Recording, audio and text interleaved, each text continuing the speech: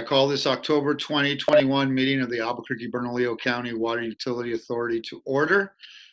Councilor Jones is excused, and also Councilor Pena may be joining us late, and all other members are present this evening via video conference. We will now have a moment of silence, and then I will follow that with the Pledge of Allegiance.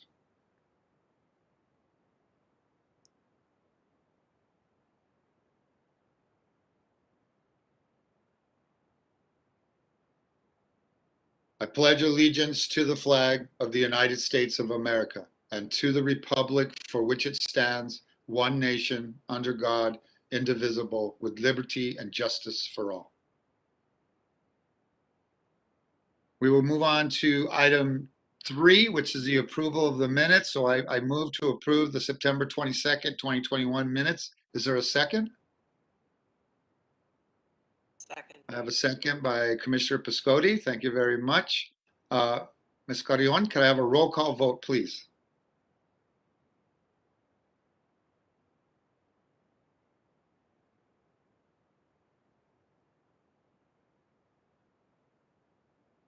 You might be on mute. I was on mute. Chair Quesada, Aye.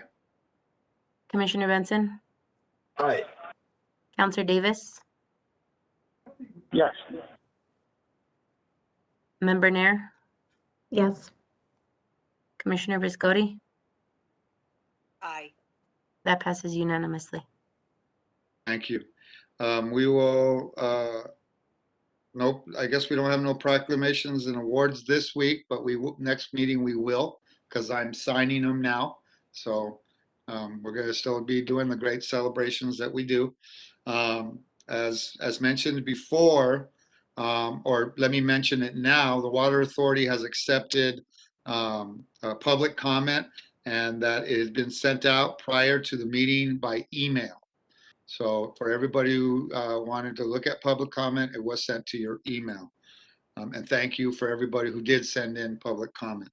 Announcements and communications. The next scheduled meeting on our next scheduled meeting will be November 17th, 2021 at 5 p.m. Via video conference. We will move on to item 7, which is this is the first reading of legislation. But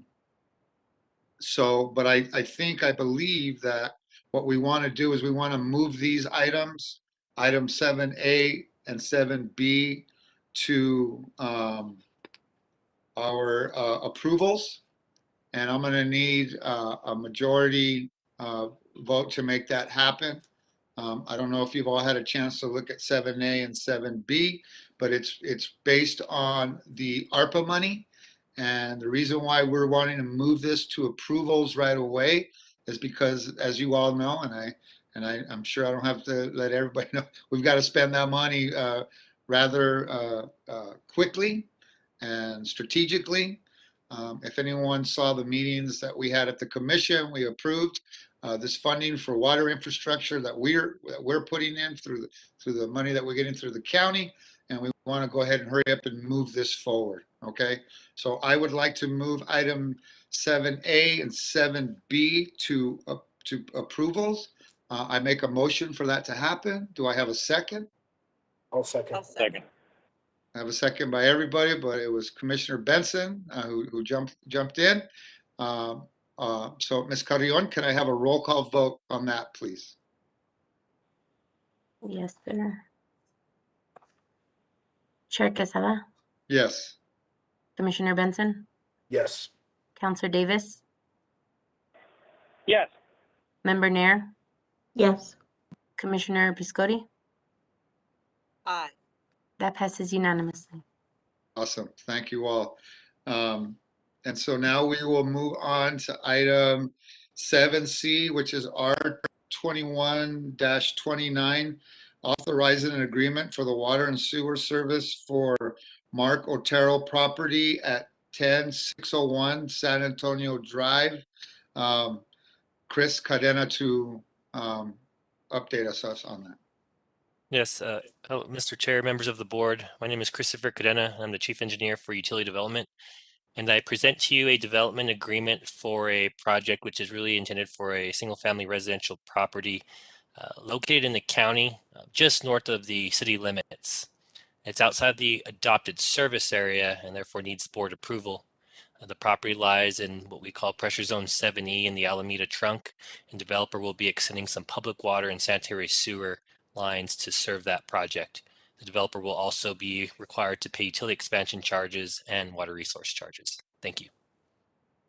Okay. Do we have any discussion on that?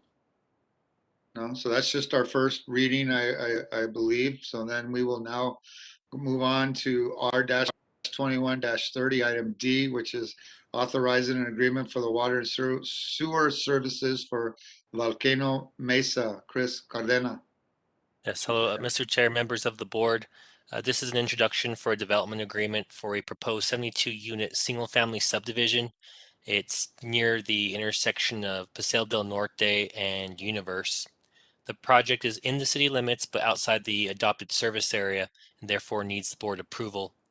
The property lies in pressure zone 4W of what we call the Corrales Trunk, and water and wastewater service is contingent upon a developer constructing some water lines and sewer lines to serve that project.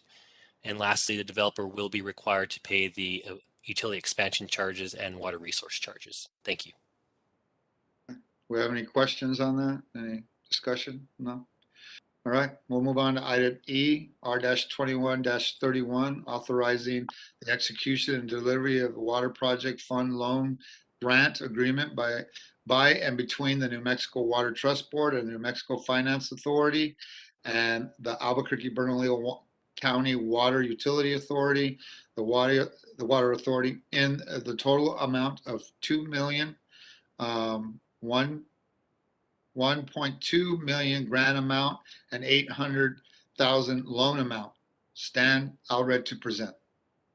Thank you, Mr. Chairman, members of the board. This is for an introduction. This is a water project fund loan. It's a grant/grant agreement. The grant amount is $1.2 million with an $800,000 loan. The only interest to the loan is a 0.25% administrative fee.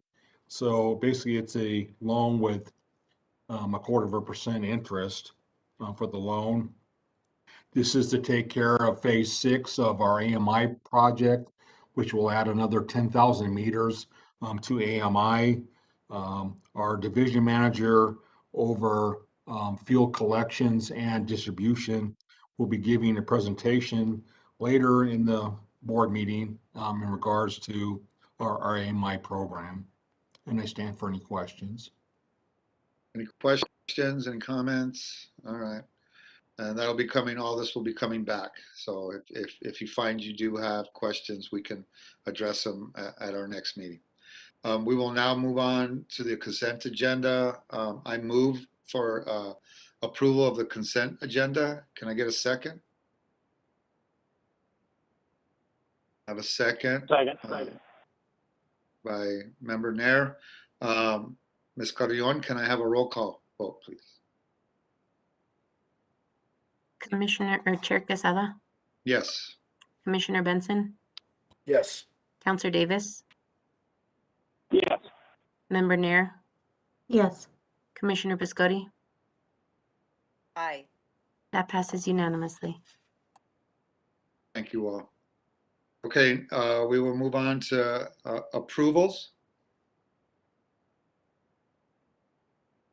So with that, I guess I didn't really put a spot for, I'll do these at the end of the approvals. So we'll move on to approvals 9A, which is R-21-27, amending the approved capital implementation program of the Albuquerque Bernalillo County Water Utility Authority for fiscal year ending June 30th, 2022 to include American Rescue Plan Act ARPA funds.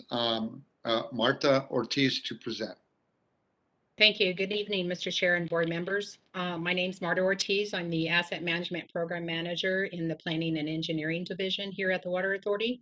And I'm presenting our 21-27 for your consideration. As you alluded to, the Bernalillo County was awarded American Rescue Plan Recovery Act funds, also known as ARPA, specifically to improve the water and sewer initiatives, improve access to clean drinking water, and support vital wastewater and stormwater infrastructure. The county and the Water Authority agreed to sub-award this ARPA funding in the amount of $53.8 million, which includes 7 projects. Those 7 projects are the Carnuel Sewage Collection System in the amount of $3.8 million, the MDC Water and Sewer Improvements totaling $4.2 million, the Mesa del Sol Non-Potable Reuse Booster Pump and Reservoir Project in the amount of $4.9 million, the South Valley Drinking Water Project Phase 8 and 9 totaling $8 million, the Kirtland Air Force Base Tierras Interceptor Rehab Project totaling $15 million, Volcano Cliffs and Corrales Trunk Reservoir and Transmission Line in the amount of $15 million. And then finally, the Bosque Non-Potable Water Reclamation Plant and Reuse System totaling $2.9 million. The list of projects has been presented and approved at the September 28th County Commission meeting. Therefore, staff recommends approval of this resolution to amend the FY22 CIP budget that adds $53.8 million of ARPA funding, and it also authorizes the executive director to enter into any subsequent agreements and amendments with the county regarding ARPA funding and to take any action necessary to carry out the directives of this resolution. I stand for any questions you may have. Thank you. Do we have any questions? No? Great. So I'll move for approval. Do I have a second? Second by Member Nair. Ms. Carrion, can I have a roll call vote, please? Chair Quesada, Yes. Commissioner Benson, Aye. Counselor Davis, Yes. Member Nair, Yes. Commissioner Piscotti. Aye. That passes unanimously. Thank you all. We will move on to item B, which is R21-28, authorizing the approval of the continued support of the U.S.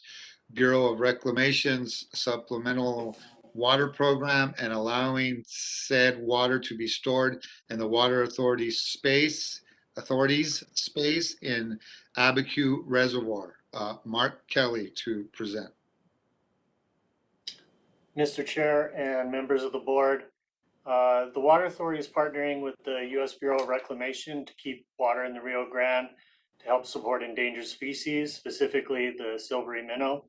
The Bureau of Reclamation is requesting to store up to 10,000 acre-feet of water per year in Albuquerque Reservoir in the Water Authority's storage space there.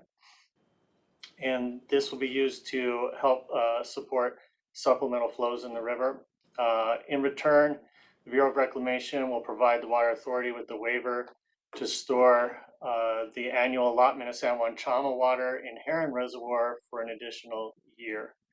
This resolution allows the executive director to negotiate a storage agreement with the Bureau of Reclamation. Great, thanks. Do we have any comments, questions?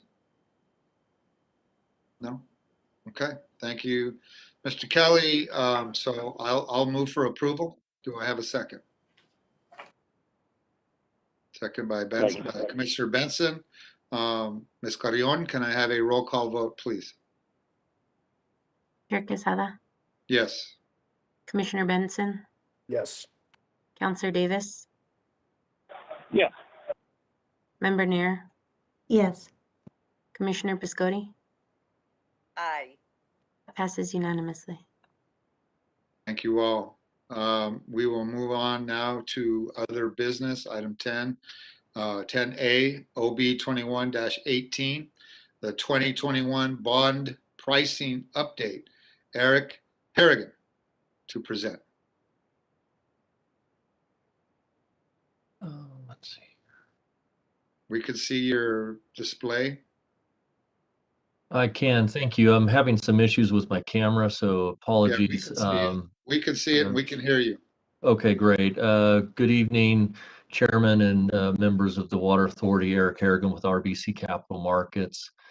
I'm pleased to visit with you about a very successful sale that the Water Utility Authority had. We'll kind of get into the details of the sale, but in all, the authority received very strong interest from investors, and were able to reduce the yields on the bonds we went out to the market. But I'd like to first talk about bond rating update. The authority did meet with Standard & Poor's back in September. Standard & Poor's did revise the Water Authority's bond rating from AAA to AA plus. This was cited due to the lack of rate increase over the last several years, combined with increase in expenditures, had reduced debt service coverage, which was the primary driver of the rating change. However, S&P did note several credit strengths, and that was the authority service area as the state's primary economic center.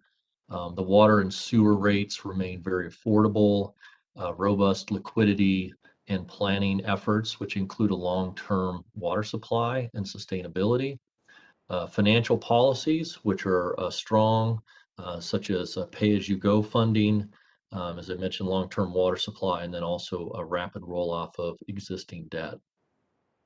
The rating was it was a stable rating, and they did note that it was stable in anticipation of sustained coverage and cash reserve levels, in part supported by projected rate increases. The authority's last rate increase was approximately 4 years ago. I want to note that, the rating change had very little, if any, impact on the authority's financing. The authority received $402 million in total orders, which was essentially 547% more than the bonds that were being issued. And this allowed the underwriters to reduce the yields across the bond in all of the maturities because there was so much demand for the authority's bonds. And that demand was driven in part due to the authority's high rating.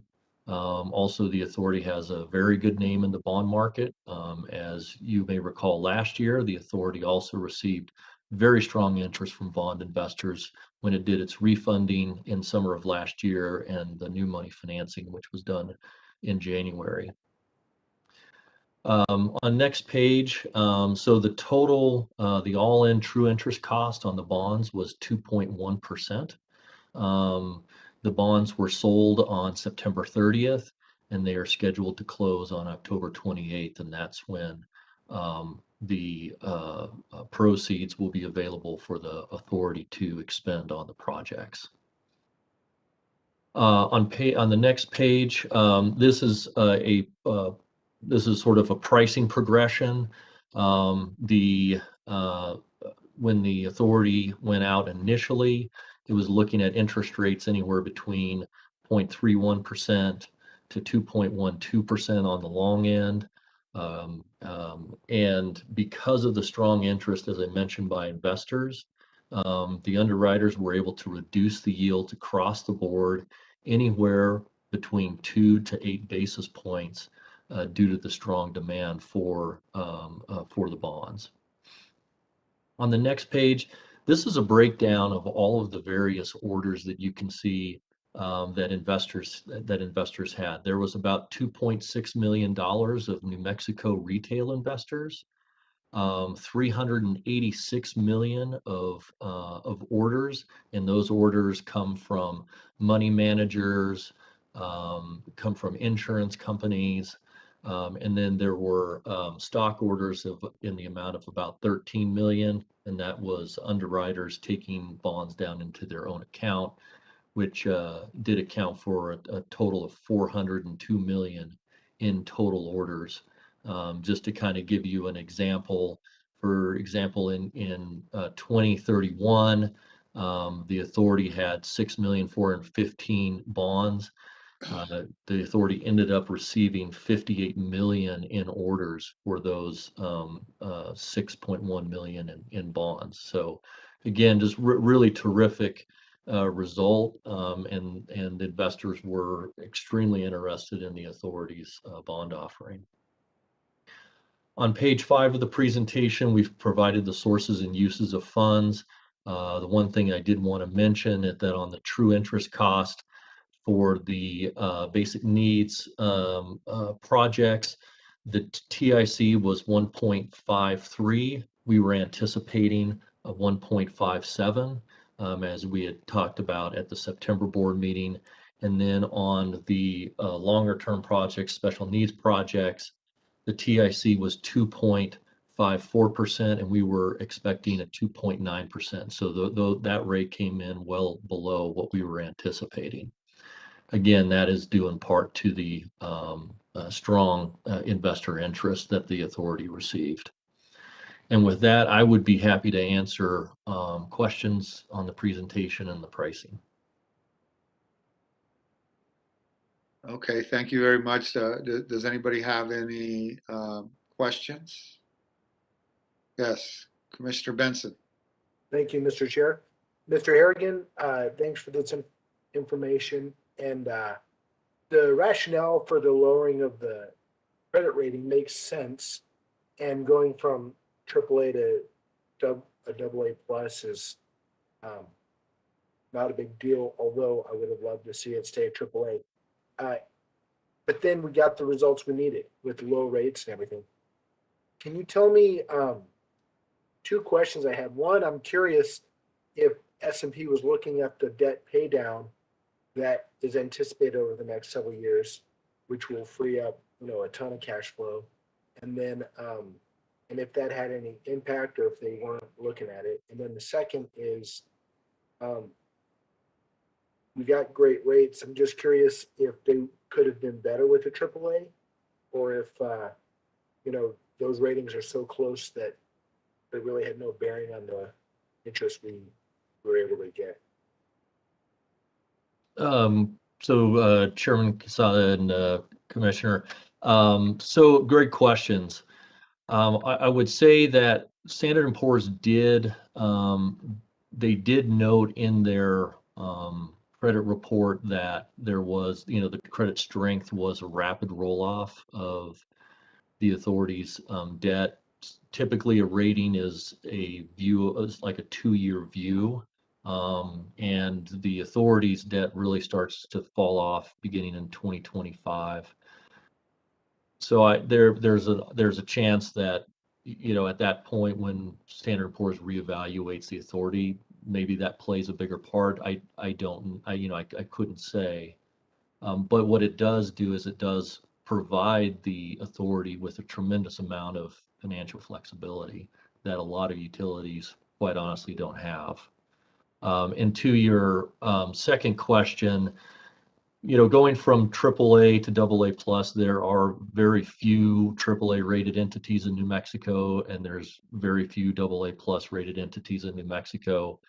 Based upon our conversation with the underwriters, they were anticipating that impact initially was going to be about 5 to 6 basis points. Because there was so much demand for the bonds, the yields were reduced anywhere between 2 to 8 basis points. So I would say that I think the reality was that rating change had very little impact, whether it was priced at AAA or AA plus. Maybe at AAA, the authority might have received maybe some other, investors, but there were so many investors to begin with. I'm not sure that would have changed the ultimate pricing that much. Perfect. Thank you so much. Thank you for the insight. Any more questions? So I have a quick, so if S&P, they wanted the Water Authority to raise, they wanted the rate, okay, I'm trying to get this straight. They wanted us to raise the rates or just sit and just sit on the cash to maintain the rating? I mean, is that in the best interest of the ratepayers? Chairman Quezada, it's a really good question, and I think that it's important to understand that the water authority needs to manage to its policies and customers, and not necessarily manage to a rating. And you know the rating agencies always want issuers to have more cash, but does that really truly in the long term benefit the authority? And I would say given the pricing that the authority was able to achieve, that rating change really had very little impact. Okay. All right.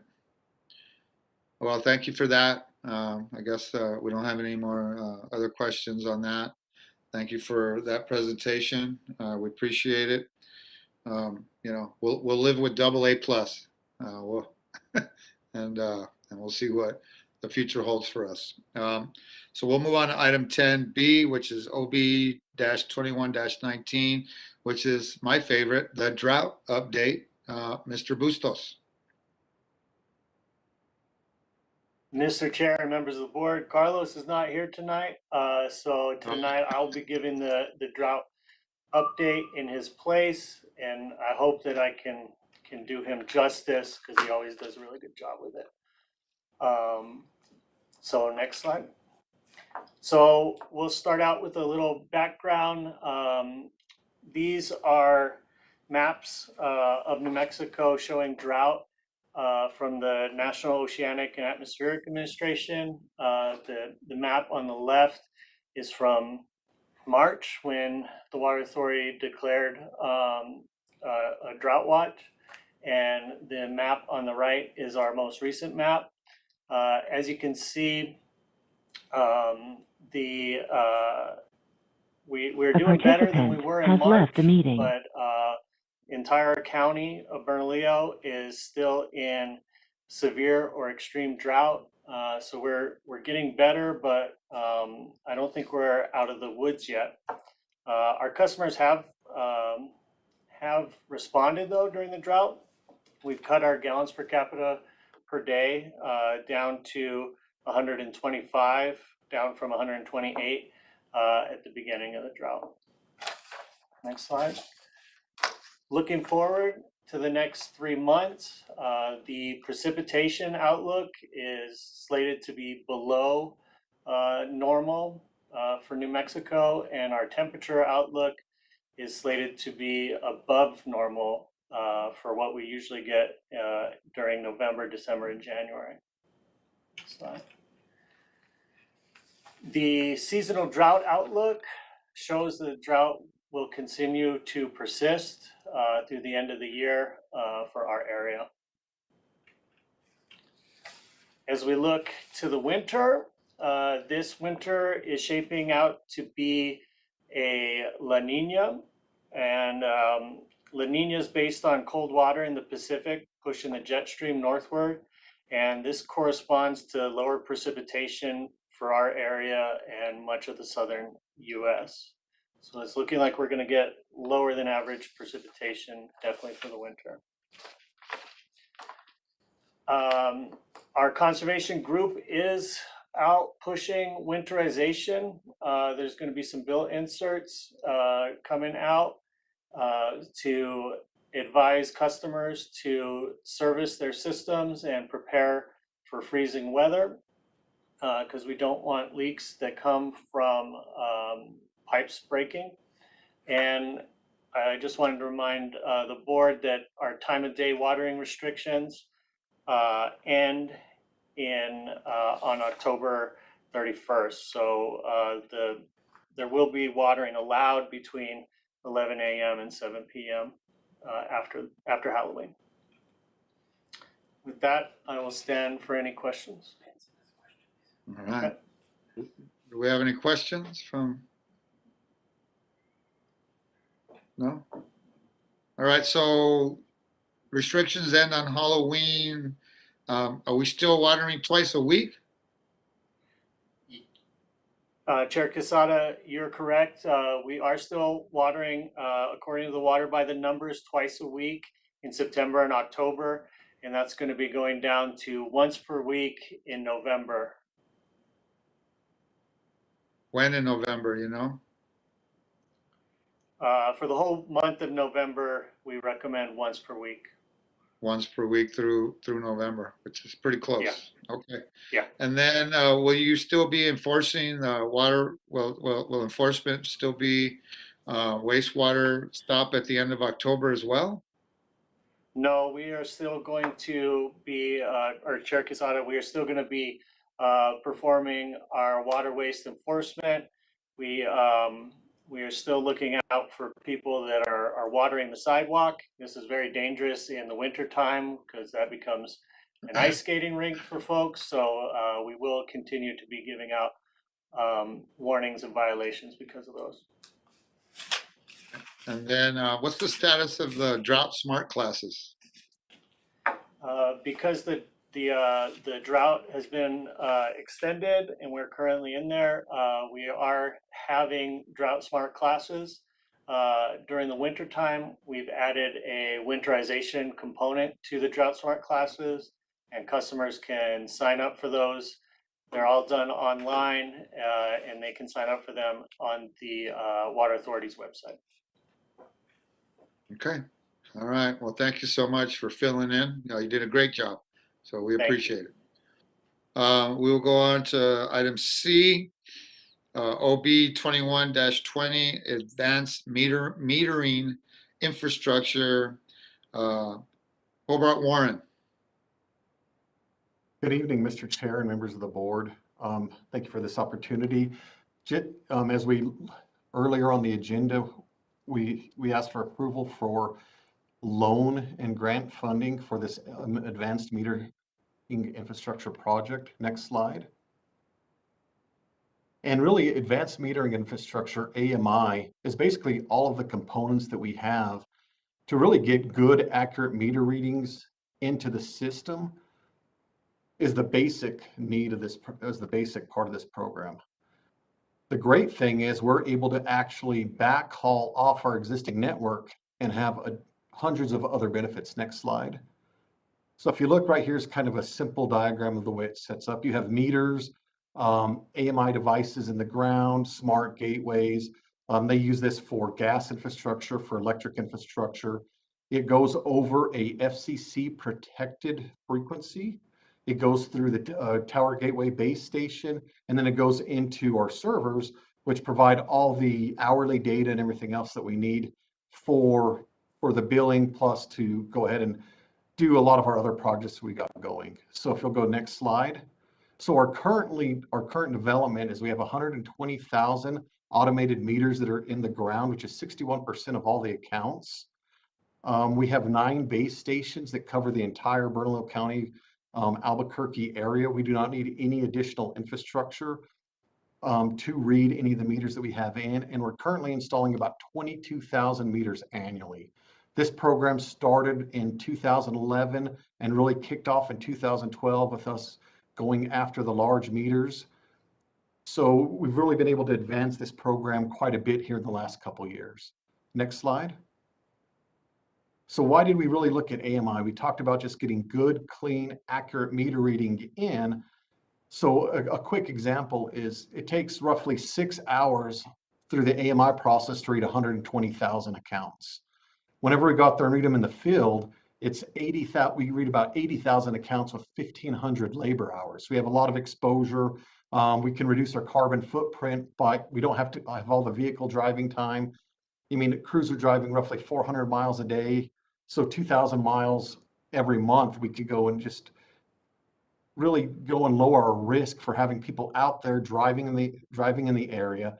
And it also reduces a lot of our injuries and our risks, because now we're not having a lot of repetitive motion out there. We're not walking curbs. You have snakes, spiders. You can imagine everything, dogs, everything else, whenever you're going through actually reading meters. And it also really helped with our revenue, because 30% of all of our revenue comes from large meters. Next slide. Another benefit is now that we have hourly information on all these meters, we have residential leak detection. So whenever we see customers who have an AMI meter installed, if they have so many cubic feet of water that passes through their meter every hour, we'll actually send certain interns and certain crews to go out there and notify customers that they have a meter leak before they even know that they have a meter leak. It's also led on the exact same infrastructure for us to do pressure monitoring. We're now starting to dabble into some actual sewer applications where we can look at our vacuum stations down in the South Valley. We can work on our odor control, being able to get actual real-time information on that where we never had it, and actually some SSO detection. Again, we talked about the large meters being 30% of the revenue. We have a faster response to meter failure, and that'll come up in this next slide. So if you look at the chart on the right-hand part of your slide, a quick look at the industrial customers that are a size 7 meter, which is an actual 6-inch meter, from the year 2017 to 18 to April 2018 to 19, we actually seen an increase of 1,775 units per month by being able to go and tackle the meters that were starting to slow down. So now we have more accurate meters, and in turn of revenue, that's about $6,500 additional revenue for every one of those meters that was slowing down. So as part of the AMI program, we're really leveraging being smarter, faster response to do these, and it's led us to be able to go and actually test every large meter every 2 years, and all the top 25 users are now done annually because of this. And it also has that compounding effect, because not only is not are we losing revenue on water, but we're also capturing it on the wastewater side also. So it's a dual effect on each one of those units. Next slide. And we talked about, we're also using it for pressure monitoring. So as you can imagine, as you go to the doctor, you have your blood pressure checked, you know what your healthy blood pressure range should be. We also have that for our water system. We know what our pressure zones and stuff should be. And a recent example from 2 months ago was we had an actual pressure sustaining valve that got stuck open with a little bit of debris in the diaphragm. And we were able to go get an automated alert to one of our foreman's cell phones. We were able to go out there, identify it, get that fixed, and get the customers back in acceptable service range. The customer was at about 20 PSI for roughly about 2 hours. But the customer didn't even know it. We were actually able to go out there and identify the problem and show them. And you can kind of see that on this little chart. This is where it failed, where we actually were able to go and make that repair. Next slide. So being able to really see kind of like that blood pressure, I mean, it indicated a potential redundancy issue that we had with our system. So we were able to go out there and work with our internal engineers and come up with adding an additional 6-inch water line where we actually provided better service to our customers. We added redundancy. So if we ever have a drought again this year and we got to move water between trunks, we now have additional redundancy on the Alameda trunk to use this without affecting customers in a negative way. And all the work and all the rehab work was done with all water authority crews, no outside contractors. So we were able to save the additional capital of being able to do it in-house. Next slide. So I know that was kind of a quick, brief overview of the whole system, but any questions?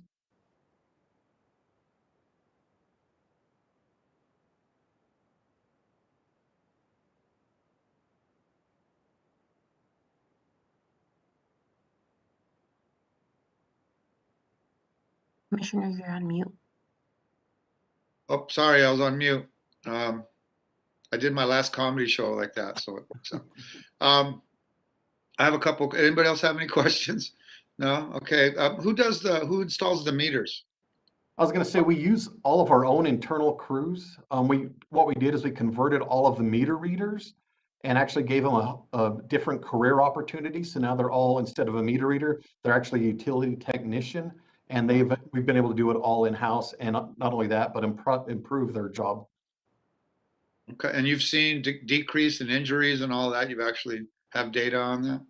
Yeah, this year, most of our issues that we have are a lot of ergonomic issues. So about 40% of our injuries are ergonomic.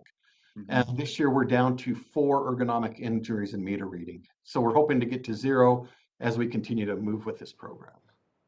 Can I monitor my own place if I wanted to check to see if I had leaks and stuff. Is there a way for me as a customer to check that out?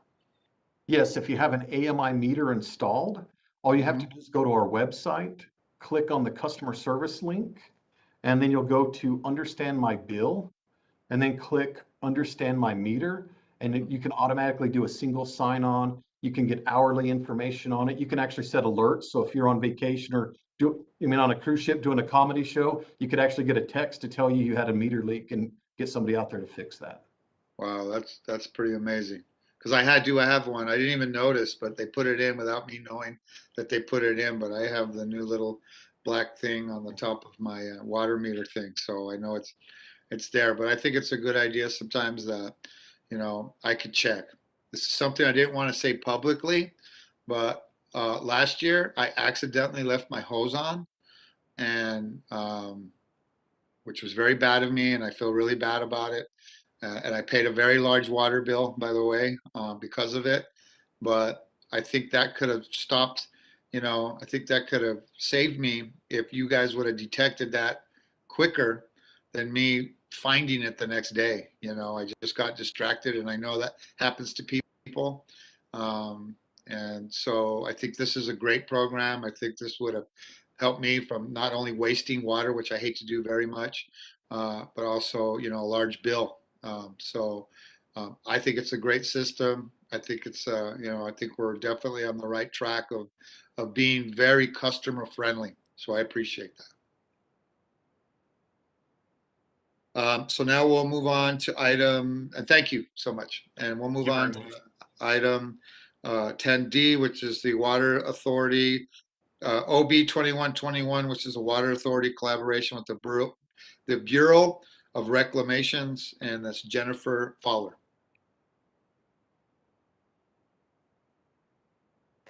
You there, Jennifer? And start video. How's that? There you go. I can hear you now. Great.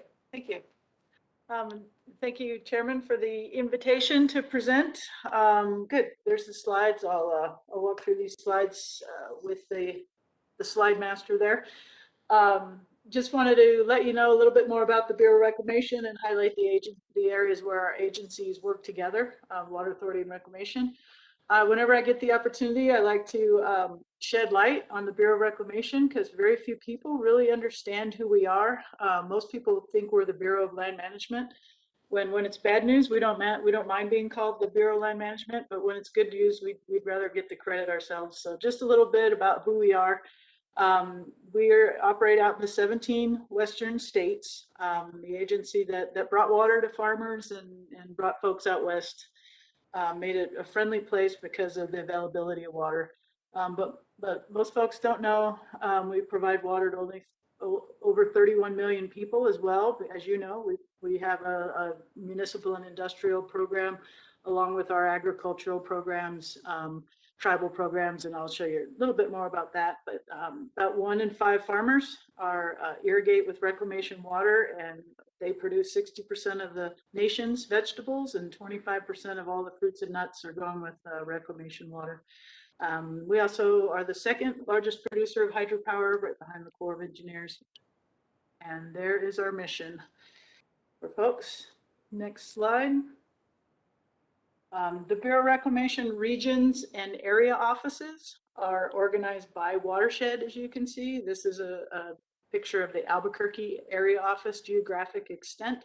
And the reason it's shaped like that is because of the Rio Grande. We have the mission on the Rio Grande and its tributaries. So Rio Chama, the Pecos is actually a tributary to the Rio Grande. But we do stop short of where the Rio Grande falls out into the Gulf. We hand it off to our Austin office, about 100 miles south of El Paso. So what do we do inside those areas? We have 5 major water projects along the Rio Grande, starting up with the San Juan Chama, a project you're very familiar with. We have a project up in the Alamosa Basin of Colorado. The Middle Rio Grande is one of those. Our Rio Grande project you're familiar with because it's in Supreme Court litigation right now. We also operate over on the Pecos. Along with those 5 major water projects, we have several smaller water projects with irrigation districts out, Arturley, for example, out in Tucumcari. So that's our main mission. Next slide shows kind of the depth and breadth of reclamation and all the different areas that Congress gives us funding for. These aren't areas that Reclamation tried to expand out into. It's areas that Congress funds us to do. We are very well liked by Congress, and we're known as the Get Her Done agency. So that's why they've asked us to implement many Indian water rights settlements in the United States, specifically to my office here in Albuquerque. It's the Milwaukee Basin Regional Water System Project, and Taos is another Indian water rights settlement. We participate technically on negotiation teams. The Rio Grande Pueblo irrigation infrastructure we put on here because it's close. If the infrastructure, actually, I think it's the reconciliation bill, would include a couple $100 million for us to help the Pueblos be more efficient in their irrigation, lining ditches, leveling, working on the efficiency of the irrigation on each of the 18 Rio Grande Pueblos. We fund the Eastern New Mexico rural water system. It's an $800 million project to provide water due to the aging Ogallala aquifer. Well, not aging, but it's declining Ogallala aquifer. And then my office has over 45 water smart projects, and I'll share a little bit more about that with you in the end. And Title 16, we did funded a portion of your reuse project down south, your wastewater treatment plant, basically. And we've completed 2 basin studies. We just completed the Pecos Basin study.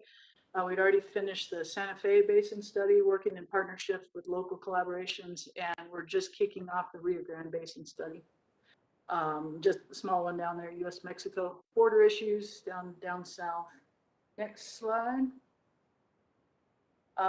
My staff gets pulled in all kinds of directions and they work very hard. So they're always asking, what's the priority? I can't get it all done. What's the priority? So I finally broke down and put down some area office priorities here. Just operating, maintaining our facilities, moving water around as efficiently as possible is our #1 priority.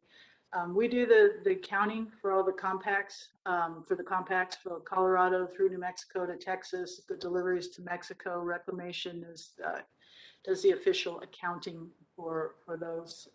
#3, it's implement all of our biological opinions, but we definitely have a focus on the 2016 Middle Rio Grande biological opinion because it affects so many people along the Middle Rio Grande here. And then finally implement the water rights projects and support water planning. We really look to the future. A lot of our water projects were developed back in 20s, 30s, 40s when there was a lot more water around. And so we have to get smarter about how we operate our projects. Next. So specifically to collaborate, to highlight the collaboration between the agencies, it's maintaining ESA compliance. That's where our interests most align. And there we have a supplemental water program, which the Water Authority participates in. And we'll talk again about environmental conservation storage, which Mark Kelly talked about earlier up in Albuquerque. Well, a variation on that, I guess. Next slide. These are the highlights of our water program. It began in 1996, which was shortly after the Rio Grande Silvery Minnow was listed. We started looking for ways to provide water to the minnow. It was not well understood in the beginning. We've learned a lot since then, and that'll be a continuing theme as we get more into the water volumes that we've purchased and released each year. The program has a variety of components to it. I won't get into all of those unless there's questions. We can circle back to these at the end, or you're welcome to introduce or interrupt me now. But the water comes from a variety of sources, most notably Salmon Chama project leases, and that's how we interact with you all, the Water Authority. Next slide. As you can see, the Water Authority has, in the early years, been very helpful in helping Bureau Reclamation meet our commitments in our biological opinions. These were the years when we were fighting off litigation. We were being sued left and right. We were working with the Fish and Wildlife Service to try to get a biological opinion that would be not go down to litigation, because it was all pretty new with the silvery mineral and how to work collectively with a lot of different water management agencies to manage for the minnow in the absence of information largely. But This slide shows the large purchases from the Water Authority in the very beginning, when we didn't know as much, and then we'll kind of walk through the evolution and the history of that. If we go to the next slide. This is just a snapshot. Hopefully folks can see that. Just a snapshot in time in our early years of purchasing water. How much did we buy? What did it cost? Like I mentioned, from 2000 to the late 90s into the early 2000s, we were working, trying to get a biological opinion with the Fish and Wildlife Service. Litigation was happening, so large volumes of water were being purchased and released in the absence of other information. The biological opinion we ended up getting in 2003 it broke the water years up into three. There were wet years, dry years, and average years. And depending on the year, it dictated how much water we would release in those years. And so we didn't have a lot of control, and there wasn't a lot of room for innovation in that biological opinion. So the next one, so that's 96 to 2012. The next slide breaks it up a little differently. And sorry, these were slides that we had around that we thought would be useful to present to y'all from 2006. So this one brings us up to the present, to 2021. Just the total volumes of salmon chama water released from storage. And I didn't highlight the LFCC water pump. It's another aspect of our supplemental water program. That's pumps we have in the channel that Reclamation constructed down south. But just to kind of give you a feel for how much water we've been talking about each year, we'd already covered the early years of 2006. What I wanted to highlight here in 2013, so you can see the water released after 2013, starting 14, 15, it's generally less than the years before. Starting in 2013, that was the first year we did not have a full allocation on the Salmon Chama project. As far for our leasing perspective. So the first year we didn't have the full allocation, and the supply has been a diminishing supply ever since then, whether it's due to not getting a full allocation on the Salmon Chama project or the Salmon Chama contractors being able to put their water to their own uses versus leasing it to us. And the Water Authority is an example of that. You had didn't have an ability to use all of your Salmon Chama water until you built your surface diversion. So that's just a good example of how our reclamation leases to be able to support the minnow and the ESA efforts in the Middle Valley are getting harder and harder because contractors like yourself are able to put their water to use as intended by the state and by all the different entities, the growth and economic development. So it's a diminishing supply from our perspective, and that's why the next slide highlights just the Water Authority releases, why you've become such an important partner in times of real dire need. We don't come to you every year when leases from contractors when we're leasing water that they don't need, that's our preferred approach. When it comes to leasing water that would otherwise be put to beneficial use, we're much more cautious about leasing that water because we don't want to put ourselves in competition with the local economies and things. So just focusing on authority leases from 2011 to 21, that first column shows how much authority water has been released over time. Those are all purchases that we've entered into with the Water Authority, including this year. We've released about 1,000. We expect to lease just 1,000. We leased 6,000, I thought, from you. So we'll just be using a little bit of that pot of our current lease that we just entered into with you. I think that's all on the detailed numbers. And again, we can hustle back if there's any questions, but I'll keep moving. I mentioned we'd learned a lot over the years. So we know there's this diminishing supply that hasn't it's been concerning, but not overly concerning. What it's forced us to do is be more innovative in working with our partners. So we've gotten a lot smarter on how we use the water. We use the water for multiple purposes in a lot of different cases. And one example is when we do release our supplemental water, it floats on top of the MRGCD releases. And so we don't incur any leases until we get down to the Middle Valley. is when we'll start incurring leases. And so that's just a cooperative effort that we have with MRGCD to really optimize the efficiency of the supplemental water program. Another example, which we'll get to in just real quickly, is the ability to store an ABQ. The agreement that the board just approved the director to negotiate with us on. Storing water in ABQ is a water savings. Yes, there's more evaporation down there, but having water closer to in locality to where it's needed. If there is a monsoon event, we can shut off those releases sooner and save that water. We can just be more responsive in using every drop wisely, the closer it is to the middle valley where the species need that water. So that's another example of how we've gotten a lot more efficient in the use of the supplemental water program. Next slide. So here we are, ABQ. So two things going on. We're negotiating a lease with you for the 10,000 acre feet. We've had that year in, year out for I don't know how long, but quite a while that's been in place, and we really appreciate that management flexibility that we have there. But on top of that, we're really collaborating, working closely with Water Authority, the Corps of Engineers, the state, on environmental conservation storage as another tool in the toolbox for ESA compliance. As you all know, you've had a settlement with the NGO environmental groups on a 30,000 acre foot storage pool. And we haven't really used that much. It does exist. It is in our, like I said, we do the accounting. We have a model set up, and that storage account exists in that model. But we haven't really put much San Juan Chama water in that because we have our own storage pool there, and we've been using that. But we're very optimistic that, and I was just on the phone with Wild Earth Guardians, who's threatening to sue us in the Middle Valley. And I just said these words that we're very optimistic that if we build it, they will come.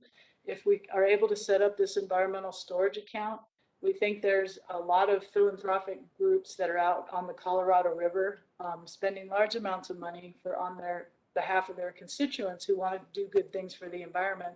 And they just haven't found room to play over here on the Rio Grande, or to if they brought their resources and money over here, they didn't know that it would be put to good use for environmental purposes. We think that's changed a lot on the Rio Grande, and an environmental conservation storage account. We think we'll push those groups across the line to start bringing their resources here to the Rio Grande.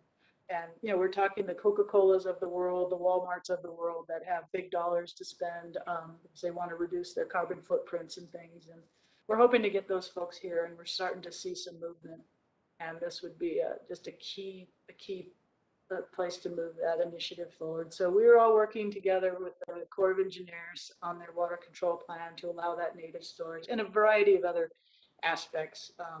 And a big part of that is at least you all, the Water Authority owns all the storage space in ABQ. And so everybody will need agreements with you to bring that to fruition.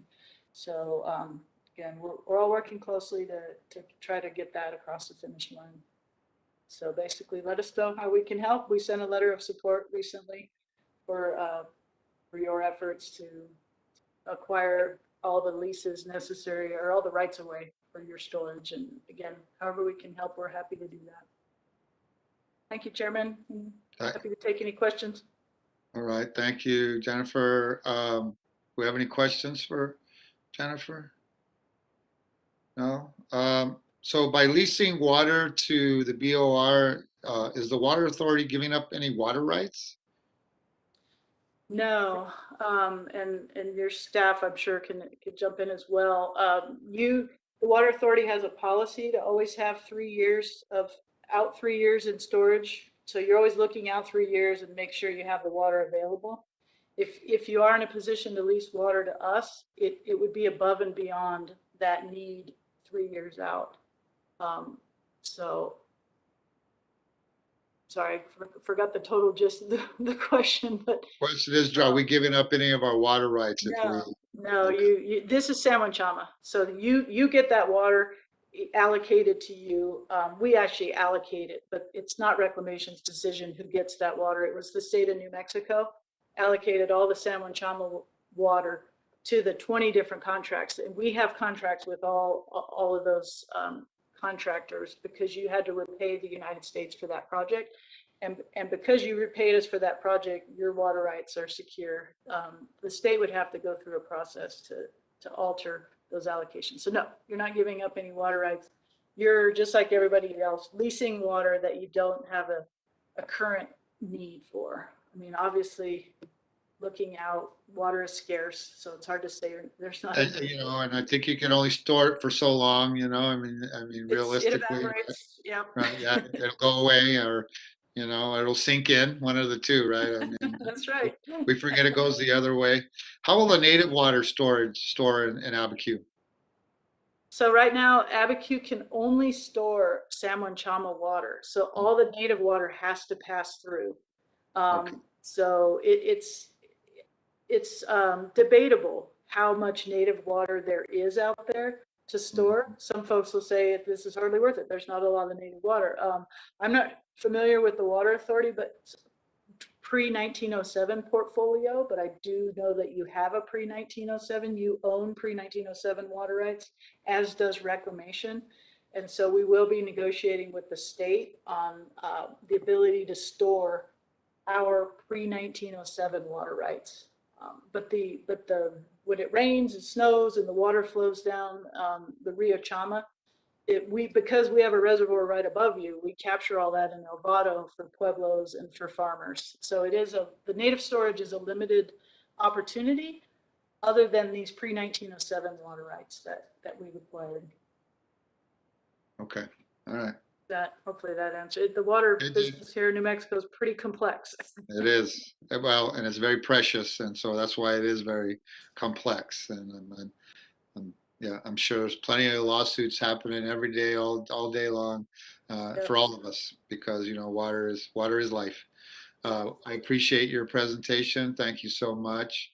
And I don't think we have any more questions. And so with that, this meeting is adjourned. Thank you so much for your time as always. And we'll see you all very soon. Thanks, y'all. A participant has left the meeting.